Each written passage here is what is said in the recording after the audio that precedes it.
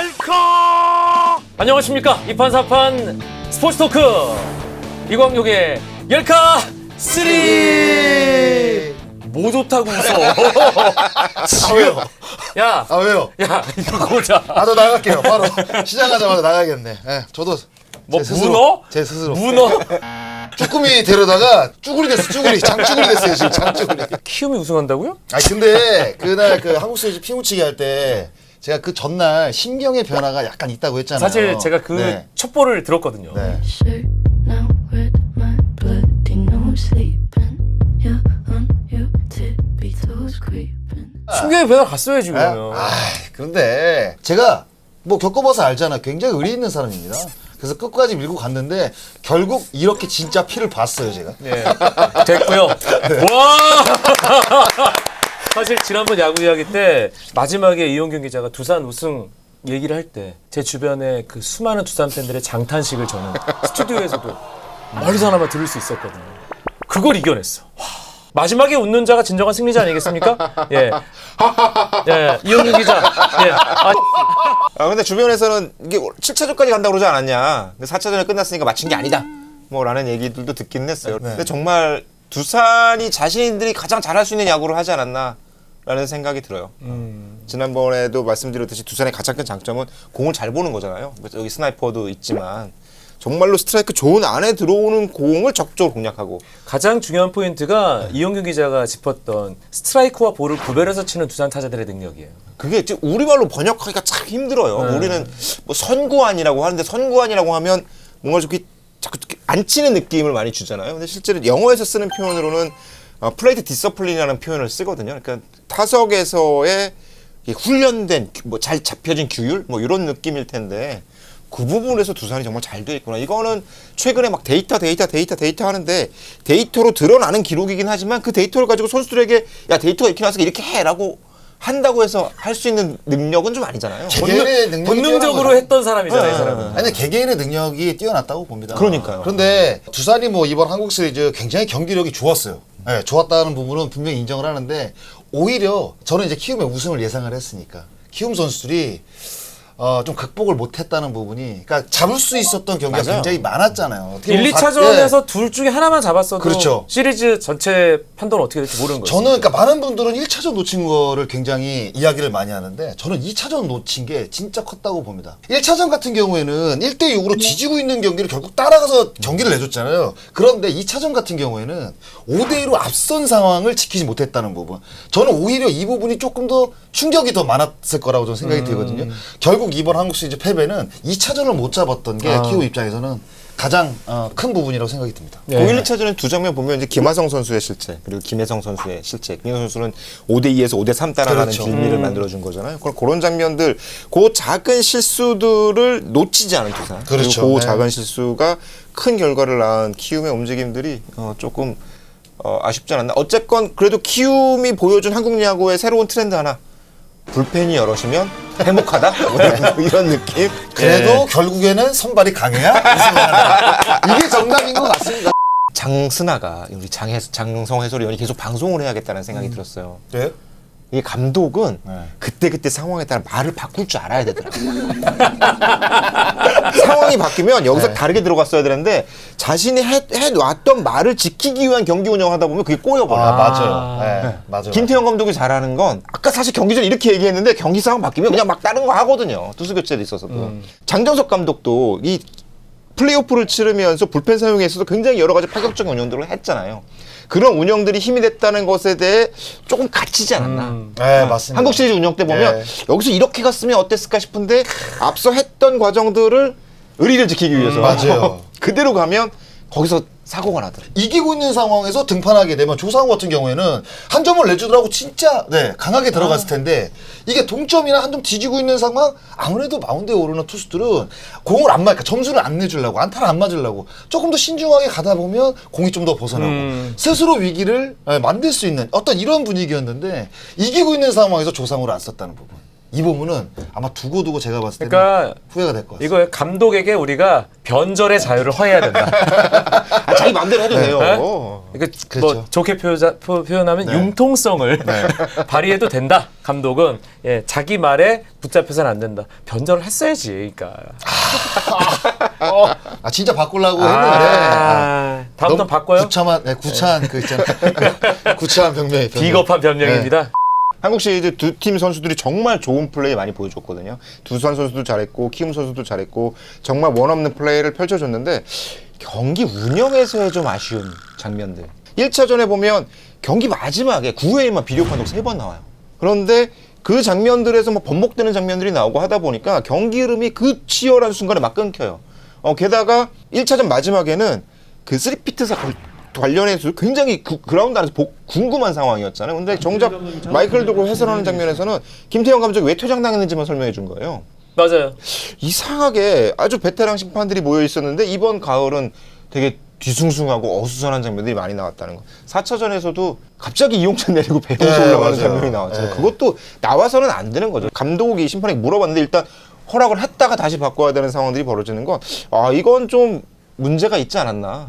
저는 사실 중계 방송을 하면서 저도 이제 계속 공을 보잖아요. 한 경기에 양 팀 합쳐서 300개 넘는 공을 보잖아요. 그러면 저도 나름 야구 팬인지라 이게 그리고 오른쪽 아래에 저희 참고하는 표가 있잖아요. 그러니까 앞서서는 이게 스트라이크였는지 볼이었는지 아니까 이 얘기하기 정말 껄끄러운 게 있어요. 당연하죠. 근데 그거는. 일관성이 좀 떨어지면 이게 중계하는 입장에서도 그렇고 팬 여러분들도 엄청 짜증날 수밖에 없거든요. 근데 이번 그 포스트 시즌을 보시면 진짜 약간 정말 이 키움의 팬들은 아니 진짜 약간 정말 정말, 약간은 약간 양념 네. 친 건가요 지금?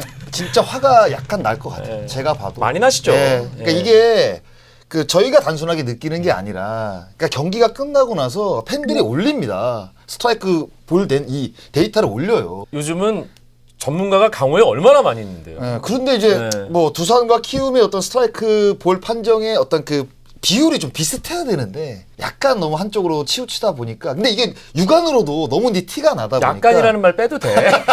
근데 그런 보험 거에 걸지 마. 네, 그런 거에 있어서는 굉장히 저도 좀 아쉽더라고요. 이제 네. 스트라이크 볼 판정에 대해서는 이제 기술이 극복해줄 문제들이니까 그거는 먼 시간이 아닌 것 같아요. 지금 미국의 이제 애틀랜틱 리그에서 로봇 심판을 테스트를 하고 있잖아요. 그것들이 피드백을 통해서 좀 더 안정이 되면 그 부분은 모두가 믿고 갈 수 있는 기계 심판이 볼 수 있지 않을까 생각해요. 이게 자동화가 네. 사실 일자리와 직결되지 않습니까? 아니 해설도 지금 AI 지금 쓴다고 나왔어요. 일단 기사. 그만합시다. 저 지금 날아가게 생겼습니다. 예. 조만간에. 저희가 AS 드릴 게 한국 시리즈 피무치기뿐만이 아닙니다. 저희가 잠실에 가서 롯기 감독과 관련된 얘기를 네. 했는데 맞는 왜요? 게 하나도 없어. 저 이제 끝났어요. 뭐 다 틀려. 왜 이렇게 틀리는지 모르겠어요. 일단은 그 당시에 장스나 기아 외국인 아닐 거예요. 기아 타이거즈 같은 경우에는 아마 국내 감독을 선임할 것으로 예상이 되는데 이번 감독도 약간 순혈주의로 가지 않을까라는 생각을. 확실히 이 변수는 주변에 도사리고 있습니다. 근데 우리 이용균 기자의 예측이 네. 이 감독과 관련된 우리 피무치기 편에서도 정말 많이 들어맞았어요. 포스트 시즌을 치르고 있는 팀의 코칭 스태프 가운데 한 명이 롯데 감독으로 갈 거라는 얘기를 했어요, 자신 있게. 네. 이미 알고 있었던 거지. 지금 포스트 시즌을 하는 팀 코칭 스태프 중에 한 명이 롯데 감독으로 간다고 생각해요. 아 그래요? 네네네. 아마 10월 그래서 뭔가 이렇게 마무리가 된 다음에 발표가 되지 않을까. 저는 그때 되게 구체적으로 들었었어요. 사실은 발표가 됐으니까 허문회 코치를 영입하려던 다른 구단의 단장이 허문회 코치를 영입하려고 이제 연락을 해봤더니 사실은 뭐 이제 롯데로 갈 가능성이 높습니다라는 얘기에 영입 스카우트를 해서 발을 뺀 사실을 전해 들었기 때문에 그럼 그렇게 진행이 되겠구나라는 생각을 하고 있었어요. 그리고 딱 그 얘기를 듣는 순간 롯데가 나쁘지 않은 선택인 것 같다. 지금 롯데가 추구하는 방향과 어울릴 수 있겠다라는 생각도 들었어요. 아니, 이용균 기자가 무슨 얘기를 했었냐면 롯데는 좀 진중한 스타일. 안에 소통을 잘하고 밖으로는 조금 이제 너무 많은 얘기를 하지 않고 기아는 활동적인 스타일이 필요하다. 윌리엄스 감독 카리스마가 벌써 이게 네. 노출 빈도가 맞습니다. 근데 허문회 감독은 신임 감독은 정말 진중한 네. 말 많이 안 하고 자기 얘기 잘 안 하는 스타일이죠. 네. 그 얘기를 너무 안 해서 연경엽 감독이랑 사이가 좀 안 좋아졌다는 소문이 있었어요. 얘기를 막 해야 되는데 스타일이 많이 다르니까. 얘기를 안 해서. 기아 감독 선임 딱 뉴스를 듣고 우리 장세나는 어떤 느낌이었습니까? 기아가 외국인 감독을 이런 생각이 먼저 들었죠. 일단은 외국인 감독이 들어와가지고 로이스터 감독도 그렇고 힐만 감독도 그렇고 어떻게 보면 성공을 했잖아요. 그런 부분을 일단 우선 생각을 한 것 같습니다. 학연지연 떠나서 일단은 실력이 가장 우선순위가 지금 돼야 되는 상황에서 기아 타이거는 사실 몇몇 선수를 제외하고는 경쟁 구도를 만들어놔야 되는 굉장히 적전인 선수들이 굉장히 많잖아요. 이 선수들의 어떤 그 갖고 있는 잠재력이나 이런 거를 극대화시키기 위해서는 선의의 경쟁 이런 부분에 있어서는 윌리엄스 감독 선임을 굉장히 잘한 것 같은 느낌이 저는 들었어요. 시류에 영합하는데? 네? 근데 선입견은 없을 거 아니에요, 기본적으로. 윌리엄스 감독이 그렇죠. 선수들에 대해서 선입견은 없을 거 아니에요. 그게 문제죠. 선입견 있어야 되는 거예요. 잘 모른다는 거. 저는 긍정적인 쪽으로 생각을 했는데 바로 부정적으로 받으시네. 맨 윌리엄스 감독이 저는 딱 선임되자마자 딱 한 장면이 딱 떠올랐어요, 사실은. 이제 긍정적인 얘기 했으니까 부정적인 얘기를 조금 하자면 워싱턴이 2014년에 굉장히 좋은 성적을 내요. 이런 팀들의 분위기를 첫 해에는 아주 꽉 잡았어요. 그래서 지구 우승을 시켜냅니다. 그래서 거기에 삘 받은 워싱턴 구단주가 야 돈 써 그래갖고 막 셔저 데리고 오고 막 우주 최강 선발진 만들고 이번에 무조건 우승 간다라고 했는데 그해 9월에 무슨 일이 벌어지냐면 하퍼가 탁 타구를 치고 술래출래 파펠본하고 싸우고 날라라는 파펠본이랑 싸워요. 더가웃에서. 그리고 사실은 연장 계약이 돼 있던 상태에서 그 소동이 벌어지고 그 시즌이 끝난 다음에 워싱턴 구단주가 돈 썼는데 성적 못 냈다고 윌리엄스 감독을 자릅니다. 요 장면들이 먼저 생각이 나요. 그 임계점이 넘어가는 순간 팀이 확 무너지는 장면들이 나오더라고요. 그래서 요 부분들을 어떻게 극복할 것인가가. 근데 최근에 감독 선임 되자마자 구단 내부적 소통 문제가 불거졌잖아요. 기존 코치들 해임하는 과정에서. 네. 그래서 이런 것들을 보면 윌리엄슨 감독 혼자의 문제가 아니라 이 감독을 중심으로 팀이 어떻게 돌아갈 수 있을 것인지가 굉장히 중요한 근데 시즌. 기아에는 셔저랑 하퍼랑 양현종 있잖아요, 양현종. 파펠본 현종이는 인성이 좋아요. 파펠본 같지 않아요. 제가 봤을 때. 공 잘 던지는 투수 얘기하는 줄 알았어. 그럼 슈퍼스타가 싸웠다는 거는 양현종과 최홍과 싸운다는 건데 파펠본과 하퍼가 싸웠다는 부분은 이거는 지네 둘이 싸운 거지. 이건 감독이 어쩔 수 없는 부분이잖아요. 그러니까 더가웃이 콩가루가 된 건 뭐 감독이 일정 부분 책임 있겠지만 전적으로 책임을 질 문제는 아니다. 그건 아니라고 봐죠. 밀레스 감독의 어떤 그 지도력과는 저는 약간 별개라고 생각이 들어요. 그런 필요 없다. 네. 그래서 오히려 약간 다혈질이라는 이야기가 많잖아요. 그래서 선수를 휘어잡는 이 능력은 제가 봐서 미국에서도 저는 인정을 받았다고 생각이 들거든요. 장난 아니에요? 하여간 엄청나요. 네. 그래서 강한 카리스마를 바탕으로 저는 기아 타이거즈도 잘 이끌어간다는, 갈 수 있다는 생각이 듭니다. 한국 야구에서 그 외국인 감독이 갖고 있는 특수한 위치가 있어요. 그러니까 한국 야구는 공교롭게도 위계 질서 굉장히 강한 어떤 특징을 갖고 있잖아요. 아까 얘기했듯이 선배라는 것처럼. 그래서 감독이 주는 한마디가 팀 전체에 미치는 영향력이 너무 큽니다. 사실 그런 장면도 많이 나왔잖아요. 선수들이 계속 더가고 눈치 보고 이런 장면들. 그 예전에 대전구장에서 해태 타이거즈 모 선수가 숙소까지 뛰어간 그런 일화도 있어요. 감독 한마디에 진짜. 정신 차려야 된다. 제 얘기 하시는 거예요? 누구? 저요, 저. 누구? 그게 97년도였나? 잠시 제가 그거 잠깐 말씀드리면 제가 그날 주루프레인가 봐서 뭐 미스를 했어요. 미스를 했는데 감독님이 트레이너하고 같이 어디 호텔까지 뛰어오라고 숙소까지. 근데 트레이너랑 같이? 네, 트레이너 같이. 근데 굉장히 멀어요. 트레이너는 뭔 잘못이야? 네? 아, 근데 그 트레이너가 뛰는 걸 좋아해. 제가 그래서 진짜 뛰어갔어요. 진짜 유니폼을 입고 굉장히 먼 거리예요. 그 호텔이 대전 인터체인지 바로 앞에 있던 건데 야구장하고 굉장히 멀거든요. 인터체인지 네, 바로 앞에요. 그래서 거기까지 저 뛰어간 적이 있습니다. 한반 야구장에서. 근데 뛰어가는 것도 한 45분 정도 걸렸어요. 아마 걸어갔으면 한 3시간 걸렸을 거예요. 그걸 저 진짜 뛰어갔습니다. 고생 많았습니다. 네. 예. 그 외국인 감독이 갖고 있는 특징 중에 하나가 오히려 커뮤니케이션이 잘 안 되는 안에서 커뮤니케이션이 이루어지는. 그러니까 감독이 무슨 말을 하는지 직접적으로 전달이 안 되잖아요. 그러다 보니까 팀이 하나로 뭉치는 효과들이 생겨요. 그러니까 선수들이 귀를 쫑긋 세울 수밖에 없는 그렇기도 그런 하고 효과가 있다. 우리는 만약에 이를테면 번트를 왜 이렇게 돼? 혼잣말 한마디 때문에 그다음부터 번트를 못 대는 일이 벌어질 수 있는데 그런 장면들이 오히려 안 나오는 거죠. 쟤는 왜 저기서 스윙도 못하고 삼진을 먹어? 이 한마디가 다음부터 막 그냥 휘두르는 장면들이 나오는 경우가 많잖아요.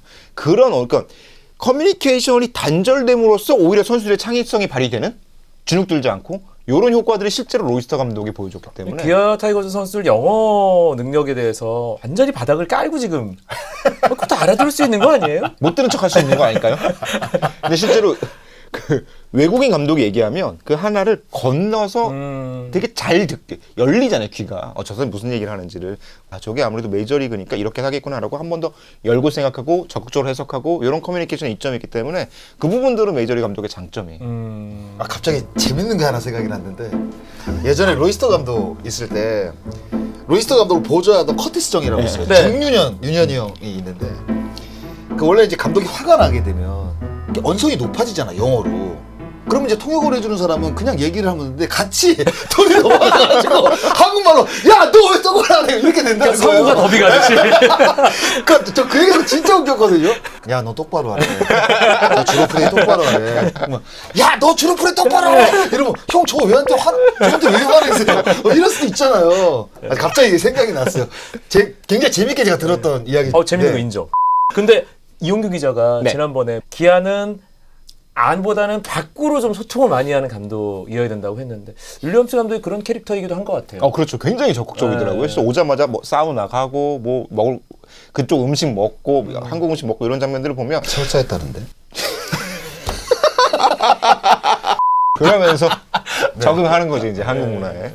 그런 장면들은 굉장히 그러니까 팬들이 그런 게 목말랐던 느낌들이 있거든요, 기아 팬들이. 그렇죠. 그러니까 뭔가 잡음은 벌어지고 있는 것 같은데 그걸 자꾸 감추고 물론 밝히지 못한 속사정들이 있는 것도 대충 들어서 알긴 하지만 팬들은 그게 답답했거든요. 감독이 자꾸 뭔가를 얘기를 할 때 기사도 많이 나올 테고 이제 그런 장면들은 팬들에게 갈증을 좀 해소할 수 있고 그러면 팬들이 구단을 바라보는 어떤 태도도 좀 바뀔 수 있지 않을까. 그러니까 프로야구 구단이라는 게 팬들을 위해 존재하는 거잖아요. 그러니까 팬들의 여론에 휩쓸리는 것도 문제가 있겠지만 팬들의 여론을 무시하는 것도 문제가 있다고 보거든요. 그렇죠. 그러면 그 팬들의 여론이 팀 내 분위기에 영향을 미치잖아요. 그렇죠, 당연하죠.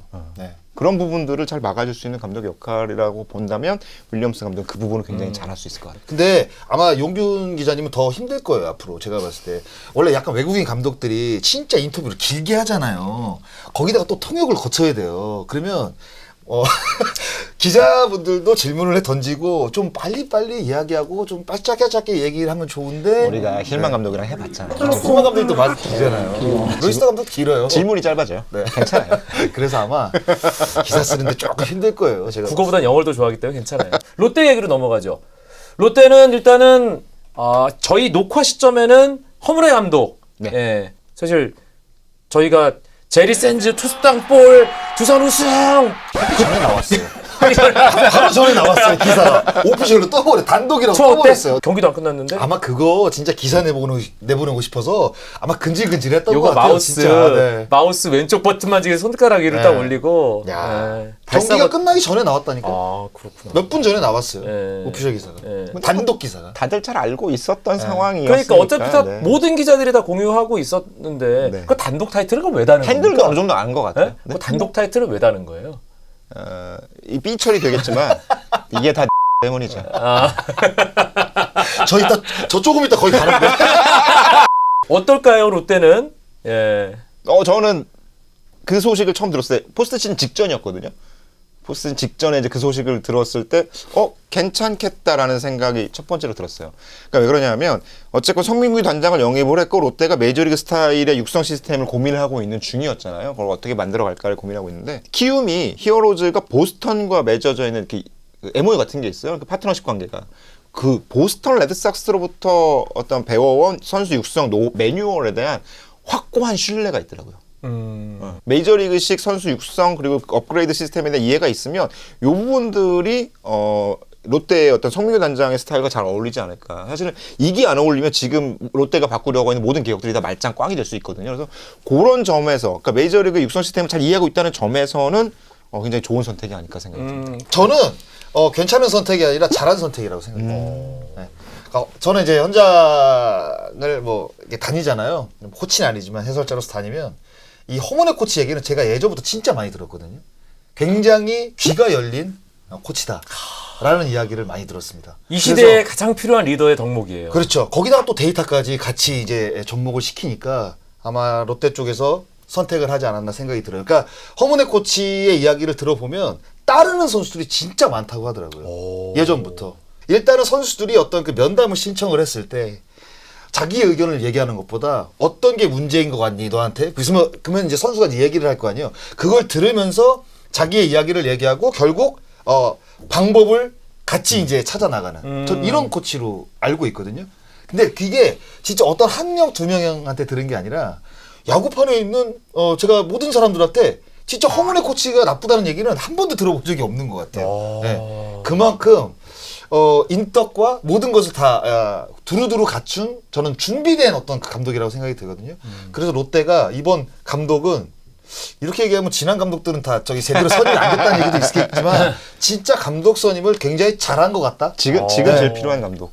진짜 잘한 것 같다는 생각이 듭니다. 다만 홈레 감독의 숙제는 있어요. 그러니까 키움의 분위기랑 그 롯데의 분위기는 팀 분위기가 아주 많이 다르거든요. 그러니까 키움은 박병호를 중심으로 베테랑 고참들이 어떤 후배들의 그 플레이를 잘할 수 있는 밑바탕을 아주 잘 만들어주는 팀이잖아요.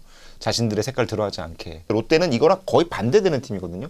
고참들이 팀 분위기를 장악해서 그 힘으로 딱 뭉치며 힘을 내는 이런 스타일의 팀이기 때문에 그러니까 이대호를 중심으로 한 그런 어떤 강한 선배들의 분위기를 어떻게 허문회 코치가 아우러 갈 수 있을 것인가가 첫 번째 숙제죠. 그러니까 주변에 있는 모든 사람들이 성민규 단장 되자마자 이대호랑 동갑이네 이거 어떡하지? 라는 생각을 했을 정도로 이대호의 존재감이 강한 팀이기 때문에 그걸 어떻게 끌고 가느냐가 허문회 감독이 책임져야 할 가장 큰 숙제. 실제로 며칠 전 롯데 선수 잠깐 봤는데 롯데 선수 그 걱정부터 하긴 하더라고요. 허문회 감독한테 쏠리는 시선 중에 가장 우려 섞인 부분은 코치 때는 이게 가능하단 말이에요. 선수들 얘기를 들어주고 그렇게 선수들이 슬럼프를 탈출하기 위해서 같은 방향으로 그렇죠. 이게 가능한데 그러니까 사람 좋은 그 그렇죠. 이미지로 코치는 성공할 수 있다. 감독은 일단은 저는 완전히 180도 다르다고 보거든요. 과연 이제 허문회 감독의 장점에다가 카리스마까지 이게 지금 같이 가야 되는 분위기잖아요. 근데 이 부분을 과연 허문회 감독이 본인이 변해야 된다? 인정을 하고 같이 할 수 있느냐? 저는 마냥 상황만 좋아서는 안 된다고 보거든요. 부드러움과 강함을 동시에 이제 잘 섞어가지고 이제 가야 되는데 이 부분을 사람 좋은 과연 허문회 감독이 할 수 있냐? 여기에 더해서 한 가지 더 이슈가 있어요. 롯데 구단 내부에서는 이제 전임 감독, 그러니까 시즌이 끝나자마자 구단이 어느 정도의 리빌딩을 이제 만들어가기 시작을 했고. 뭐 상동을 열심히 간다고 했고 젊은 선수를 키우겠다고 하고 이런 메시지들이 있었는데 실제로 이러한 결정들이 새 감독 뽑기 전에 다 이루어졌다는 건 앞으로도 그렇게 될 가능성이 높다는 거거든요. 그 부분들을 감독과 어떻게 조화시켜 나갈지도 중요한 이슈인 것 같아요. 감독이 일단 머릿속에 그리는 그림, 시즌 운영 방식들이 있을 텐데 구단의 방향이 정해져 있다면 감독의 운신의 폭이 굉장히 좁아지지 않을까라는 걱정도 조금은 듭니다. 서로 방향이 과연 한 방향으로 맞춰서 갈 수 있을지가 아직 검증이 안 된 상태여서 이게 자꾸 삐끗하기 시작하면 단장이 그린 야구와 감독이 그린 야구가 조금 엇나가기 시작하면 한두 곳도 없지 않겠냐 생각이 들었어요. 저는 교감이 어느 정도는 됐기 때문에 성민규 단장이 허문회 감독을 영입을 할 것이라고 생각이 들고 허문회 감독도 성민규 단장의 생각을 어느 정도는 이해하고 그에 따라갈 수 있는 기본적인 마음가짐을 가졌기 때문에 저는 수락을 했다고 보거든요. 그래서 이게 모두 지금 어떻게 보면 처음이잖아요. 성민규 단장도 그렇고 허문회 감독도 그러고 그래서 서로 조금 입장을 바꿔놓고 생각만 조금만 한다고 한다면 저는 충분히 좋은 시너지가 나올 것으로 생각이 돼요. 네. 그래서 좀 기대가 됩니다. 알겠습니다. 네. 낙선한 기호 1번 장스나이. 아니 근데 진짜 무슨 사이트에 제가 무슨 롯데 무슨 뭐 저기 뭐 수석 코치로 가네, 뭐 인터뷰를 받았네, 뭐 이러더라고요. 타격 코치 얘기를 예, 듣는데 예, 예. 저도 전화 받았어요. 저 굉장히 장성호 재밌게 갑니까? 봤습니다. 저한테. 예. 재밌게 봤습니다. 굉장히 재밌게 봤어요. 예. 어딜 가려고? 그 인터뷰를 받았는지 안 받았는지는 그냥 저 혼자 알고 있을게요. 예. 예. 얘기하지 않겠습니다. 예. 열카? 일단은 이번에 한국 시리즈 피묻히기 그 폭망한 거 만회하고 가야 되지 않겠습니까? 롯기 기롯 내년 성적 우리 또 손가락으로 한번 과연 몇 일 할 건지. 그러니까요. 아니 정규 시즌 순위가 몇 위냐가 딱 나오면 가을 야구 여부가 바로 판명이 되는 거 아니에요. 네. 손이 하나만 올라갈지 두 개가 올라갈지 롯데 먼저 갈까요? 잠깐만요. 진짜 어렵다. 10초 최종 순위. 아니, 정규 시즌 순위. 잠깐만요.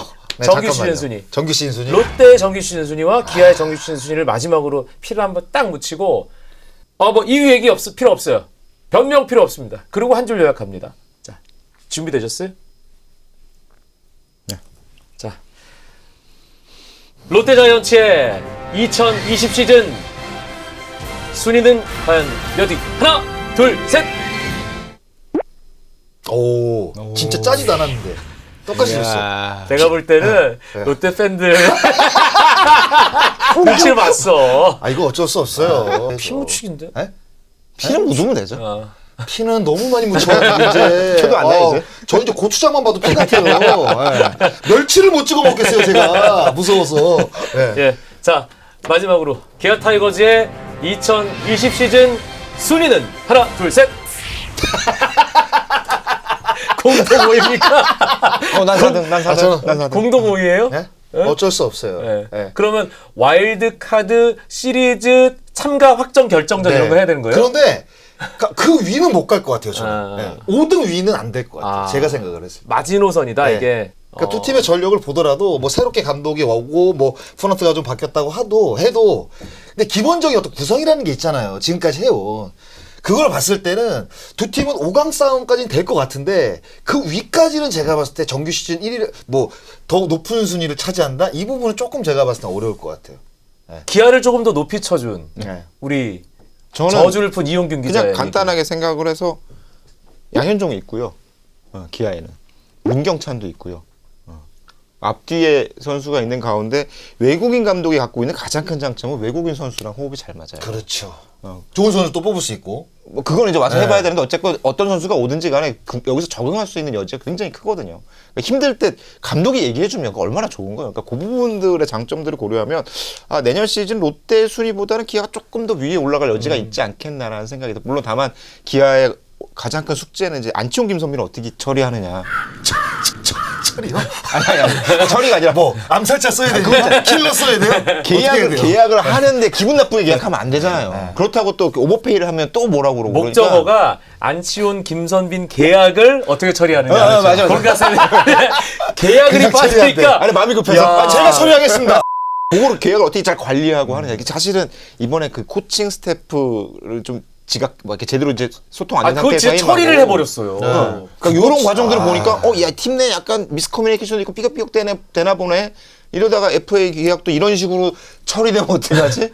이런 걱정이 조금 있거든요. 사람이랑 헤어질 때 잘 헤어져야 돼. 그렇죠. 그러니까 요 과정들을 이번에, 어떻게 잘 만들어 가느냐가 그거는 이제 기아의 엘카가 겨울의 제 봐야지. 숙제예요. 알겠습니다. 진짜 제가 봤을 때는 옐카 정도가 아니에요. 제가 봤을 때. 이건 너무한 거 아니냐고. 이거 이 기아 타이거즈 이번에 코칭 스태프 이 경질하고 이 부분은 옐로 카드 저기 봐 레드 카드 받아야 돼요. 이번에 진짜 제가 너무 마음이 아프더라고요. 예. 그건 그건 진짜 진짜 그걸 보고 저녁에 기사를 보고 알았대요. 예.